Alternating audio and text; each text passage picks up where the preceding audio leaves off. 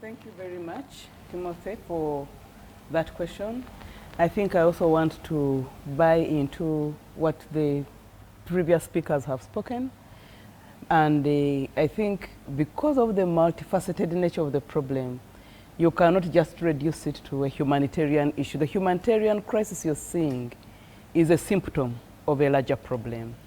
For starters, there is no country that has inspired many books written about it like the Congo. Whether you're talking about Congo Inc., King Leopold's Ghost, there are so many books. There are more than 20, 30 books just written. Yes, in the footsteps of Mr. Schutz. There were even others I had here. Of course, there are things like Congolese with Kunde, No Place to Call Home, Africa's World War, Dancing in the Glory of Monsters, Cobalt Red. All of these are speaking to the bloodletting in that place which has been on for generations. Actually, when you even read Frantz Fanon's book, The Wretched of the Earth, we are told by commentators that the inspiration behind The Wretched of the Earth, in as much as it was in Algeria, was what had happened in the Congo. Because Congo had received independence in 1960. The Wretched of the Earth is authored in 1961. And that's when he begins actually paying attention to the lasting legacy of colonialism by way of dehumanizing the people. So Congo has had many problems. And unfortunately, every successful historical epoch introduces and compounds the problems. It does not resolve the problem. It just simply adds on. You have the first humanitarian crisis occurring at colonization, where people are pushed into the rubber farms. If you don't produce the rubber quota, the hands go, the legs go, the children go. So that was indeed a humanitarian crisis and a grave human rights abuse. Successive regimes that have come from that have also just continued this humanitarian crisis, but in different names. But of course, now that we have international media, the scale can be appreciated. We now know there are millions displaced, and these new millions displaced are not exclude the old millions displaced. Every town in Kampala today, in Uganda today, has Congolese refugees. They form part of our biggest refugee population. If you are to go to places like Nachivale, Oruchinga, Chaka, you have a lot of Congolese people there. So there's a serious humanitarian crisis. But I think focusing on the humanitarian crisis alone and forgetting the fundamental issues that are causing this conflict will be a problem. All the books that have been written about Congo relate to its resource curse or the fact that it has lots of minerals. Whoever has gone as an actor in the Congo is partly inspired because of that. Of course, we've been having, I think a few years ago, they introduced conflict-free mining contracts. Those are not about to resolve the matter. You have the area controlled by lots of vigilante forces to try, because again, the world order of mineral resource exploitation is not fair to Africans. So you find those on the ground also trying to exert control over the few mining fields in their way. And this, of course, comes with a lot of violence and a lot of exploitation and a lot of gender-based violence and exploitation, so economic. So I think we cannot just reduce the issue of Congo to the issue of the humanitarian crisis. You have to look at the fundamental issues they have talked about. One is it's a failed project in nation building.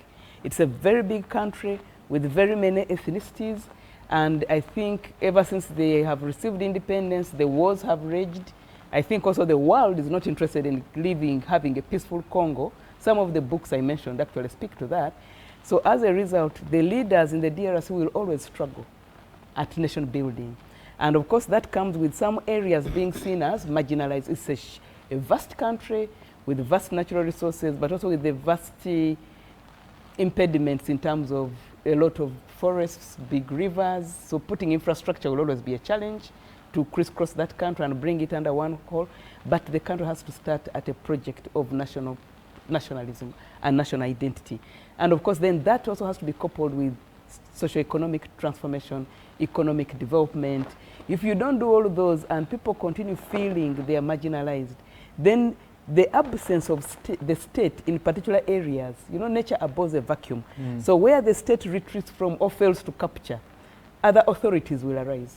You may call them illegitimate, you may call them vigilantes, but they will still be the legitimate force that will bring people under control. And because they are not the legitimate stakeholders, of course, they may sometimes exert excessive forces of violence to bring people to order. So this crisis may continue. I think we are just seeing different theaters coming up, but the issues in the Congo are very fundamental.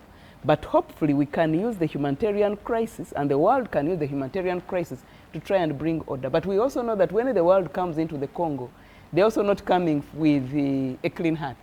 Today you saw the number of white fighters that have surrendered to the M23 who were in the Congo. Maybe they were invited officially by the government, but we also know how many whites are operating there illegitimately, by the way, to extract a lot of resources. So, and of course thereafter we've had a very long UN peacekeeping force, MONUSCO, for a long time, more than 2 decades, but still this bloodletting and violence occurs. So the question is, what are they really doing there? Of course, it will be followed by the special envoy for DRC, the UN special envoy, who will go around. The day she will be around, there will be a lot of peace. And after she goes, hell will break loose. So the humanitarian crisis is deplorable. It is embarrassing, and it's very sad. We feel with the people who are going through that, and with the Congolese who have been denied peace. But we hope the world can use the humanitarian crisis to try and address the fundamental issues within the Congo. Because until those fundamental issues are addressed, these different theaters of war will continue occurring. Thank you. And I'm glad, sticking with you before I introduce Dr. David, who has just joined us. When you talk about the humanitarian crisis and you talk about the issues that are there, the challenge is we had SADC join in there. It's not the first time they're being there. They were there in the 90s, especially in 96, 97, around there. You also look at the ESC force was in there. The US has been interested in bringing a force there. When you look at all these forces and look at the East African community and look at the AU being toothless in such a situation, isn't it an indictment to this community and also to the AU for failing to support what you called a failed project of nation building? I think to an extent you're right. And it's not just an indictment.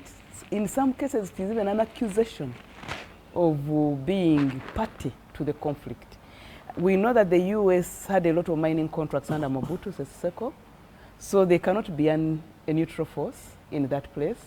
Of course, East African Standby Brigade went there as a neutral force, but now 2 of us are being accused of being behind M23. One group says it's Rwanda, Rwanda says it's Uganda. The truth is somehow somewhere inside there. So that is one.